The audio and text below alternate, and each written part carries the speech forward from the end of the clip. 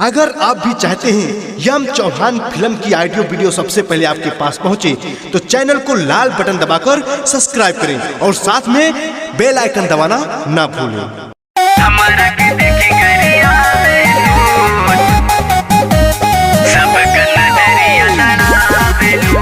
मछली music recording studio Vikram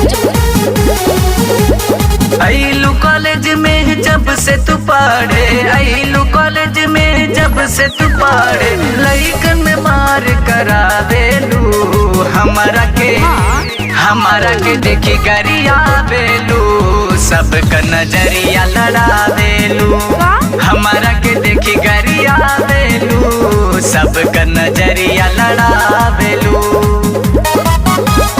हमारा के देखी गरिया बेलू, सबका नजरिया लड़ावेलू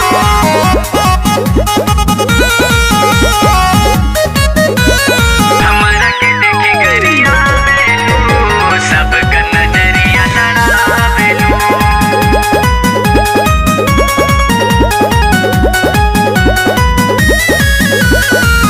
कहवन पढ़ाई करे आवेलू ये गोरी, निकलेलू पहिन के तू घघरा और चोली, घघरा और चोली।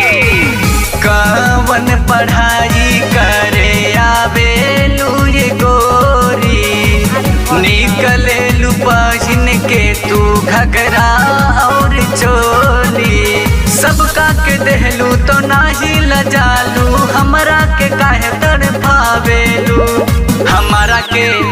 हमारा के देखी गरियावेलू, सबका नजरिया लड़ावेलू हमारा के देखी गरियावेलू, सबका नजरिया लड़ावेलू हमारा के देखी गरियावेलू,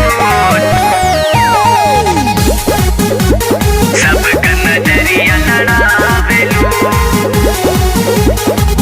आइलू कॉलेज में तू लागा तारू सुपर, झपुआई प्यारे करी सब का से ऊपर, सब का से ऊपर।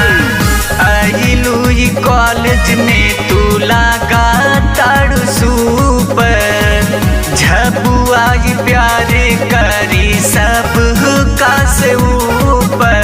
राइटर राजू राज के गोरी झूठई के काहे तड़पावेलू, हमारा के देखी गरियावेलू, सबका नजरिया लड़ावेलू हमारा के देखी गरियावेलू, सबका नजरिया लड़ावेलू। बुझ गई नी लागत देवेंद्र बाबा के देबू। अरे जा